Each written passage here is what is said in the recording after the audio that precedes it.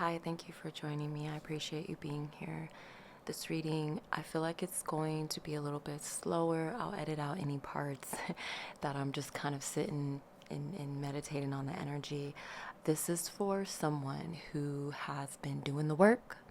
This is for someone that has been following their intuition, following the signs, the synchronicities, the this and that, and they still feel like they end up back in a place where they don't want to be, whether that's a feeling, whether that's a job, whatever, right? It's like I'm doing what I'm being called to do.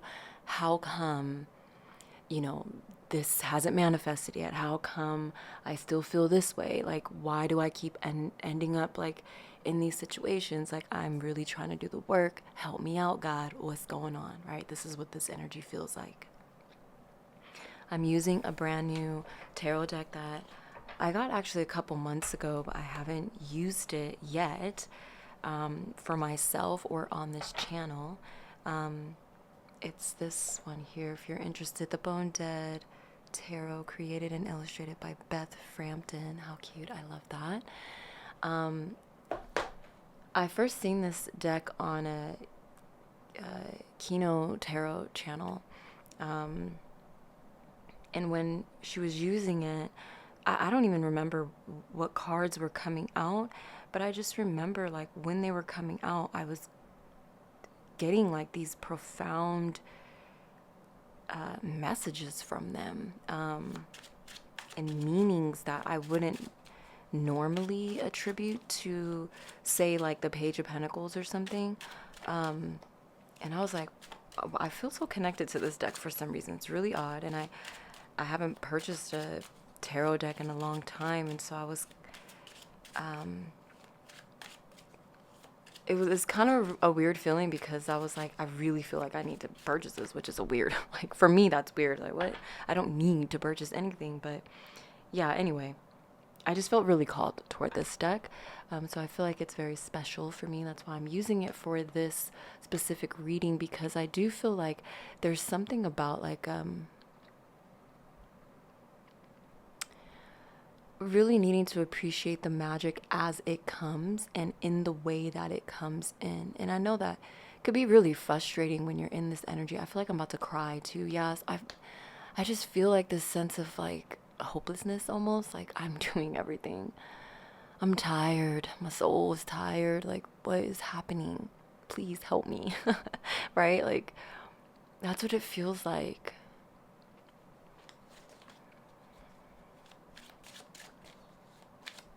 The color orange could also be significant. You could be going through like this phase where, take this how it resonates, and I feel like this is very specific, but you can be going through this phase where maybe you liked a certain color all your life, and then like all of a sudden you feel drawn toward, or maybe you're seeing a lot of a new color recently.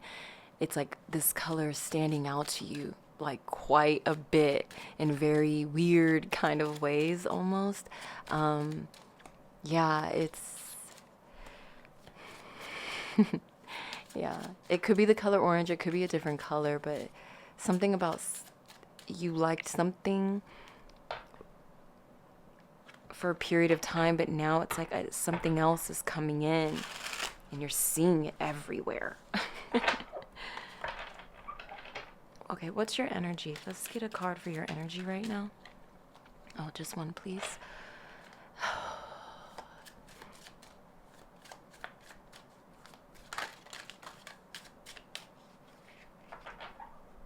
That's crazy. Oh my God. With the moon, uncertainty, not really having that clarity, but there is a light. You see this tiny little orange, this tiny little orange flame that the skeleton is holding. There is a light that never goes out. The Smiths could be significant. We also have the Six of Swords here. Something is changing. Something is changing. The fact that this Two of Swords came out, I'm going to show you something.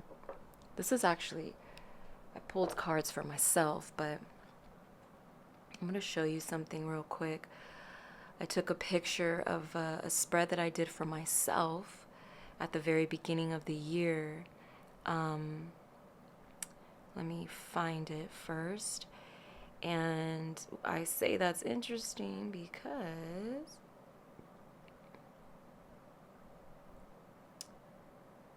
oh, you know what? It's not even in my phone anymore. Damn.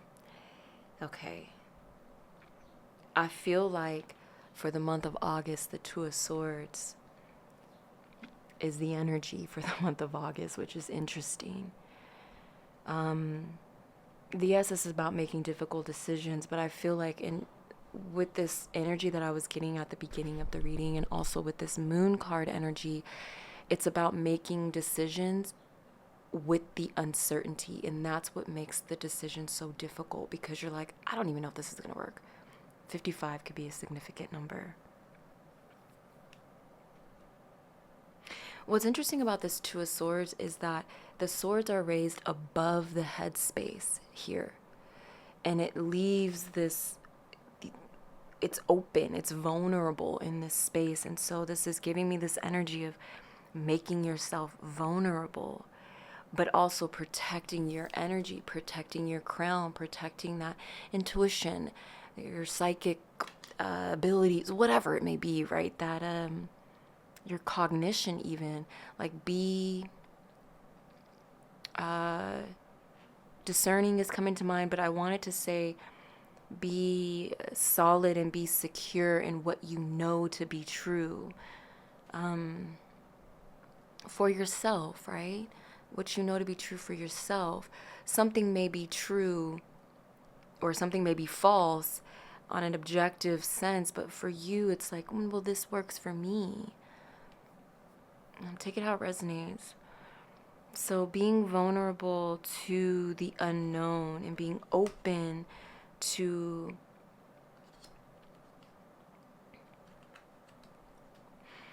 what is available to you. This Justice card here, they're holding a piece of paper, maybe a scroll. I'm not sure what this is, but it's near that solar plexus, right above the sacral. Being confident in laying your sword down, not putting up a fight anymore. Again, like being open and being vulnerable, not fighting what you know you need to do. Maybe it's like, I'm doing all the work, I'm doing this, I'm doing that, but there's something here that you are neglecting or you're not looking at fully. This could be shadow work, yeah, but also it could be how you're going about doing your shadow work. You could be in this energy of avoiding anger, avoiding rage, avoiding these denser emotions and energies because you are afraid of how you will react in those energies, because perhaps in the past you've reacted from a place that was ungrounded and maybe it made things worse for you.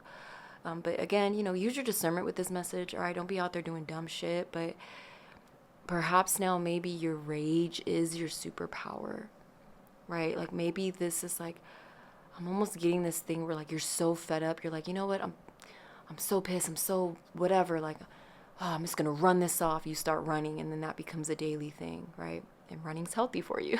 So, or it's like you're just so fed up of like, oh, I'm tired of putting in all this work with my creative things. I'm just gonna just put out whatever now. Like, I don't care what anyone says about my work. I'm just putting out whatever. Like, fuck it, I'm doing it. And you do it, and all of a sudden your work blows up, and you're like, oh, 9/11 on the timer. All right, let's pull.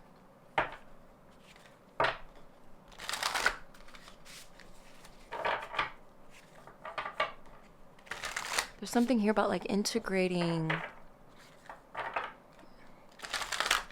like wholeness is coming to mind, but it's something about like,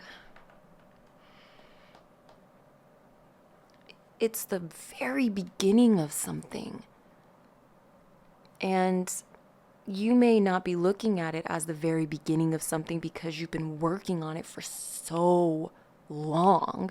You're like, it's been 10 years. How is this the beginning of something? But sometimes, look, in the grand scheme of things, that's the beginning, right? Planting the seed, nurturing the seed, waiting for that seed to sprout and reach out of that soil. Maybe it does take 10 years, right? Maybe it does take a year or a month or however long you've been working on this. But it's something about you being in the very beginning of something. And right now is not the time to give up, yeah, but now is not the time to get in your own way. Now is not the time to allow these denser feelings to consume you. Now is the time for you to allow these denser feelings and emotions to be recognized and for you to consume them to give you energy. I like that. What's some guidance here? Thank you. Look, intuition. This came out for the previous reading I just did today. And conduit. Damn, that's crazy. Letting something move through you freely, effortlessly. I picked it up in the reverse. We have purity. Number 1, birds could be significant. We have this inner child. This is giving me sun card energy, which is interesting. Calendula. I love that. 1133. Let's read this. Number 1, the beginning of something. You're at the beginning of something. Here we go. Page 16 and 17. I like that because that's the tower energy and the star energy. It's like, all right, yep. It's like things may be feeling crazy, like they're falling apart, like you're just in this, like, what's happening, what's going on? But again, that energy of coming from the moon and then coming into this bright sun energy, star energy with the 17 here. So the upright, it's innocence, childlike joy, humility, purity, new beginnings, trusting in life and vitality. But I picked it up in the reverse. Broken innocence, lack mindset, inability to access manifestations, resistance to new beginnings. Damn, like I was saying, it's like the beginning of something and allowing it. Astrological ruler, the sun. Historically, calendula was known as poor man's saffron, as it was used to add color and flavor to foods in place of more expensive spice. Calendula petals are also added to salads and used as a dye for fabric and hair, from infusions to extractions to ointments. Folk medicine healers in Europe prepared a wide array of healing remedies and foods with calendula. Its petals were used to induce menstrual flow, produce sweat during fevers, and cure jaundice. 19th century physicians used calendula to treat viruses, stomach ulcers, liver issues, and skin infections. Traditionally, because of its astringent and anti-inflammatory powers, it was also used externally to treat burns, bruises, and wounds, and to help stop bleeding. Here's the guidance. Calendula resembles the sun, a radiant, bright yellow or orange flower. Again with this orange. It grows easily and spreads its joyful self across gardens, symbolizing the gesture of universal abundance. Solar herbs are those that neutralize poisons and air in the Solar herbs are those that neutralize poisons and air in the recuperation of vital forces. Calendula's gentle and abundant power reminds us of the realms of light. To be allowed entry within these angelic realms requires childlike innocence and humility. Don't allow pain from the past to disable your ability to dream a new life. Wow. Calendula represents the pure impulse to create, vitality, and creativity needed to step into a new journey. The radiance of calendula is a superconductor. Be very aware and selective with your intentions when using her energy within a ritual, as she greatly amplifies your intentions.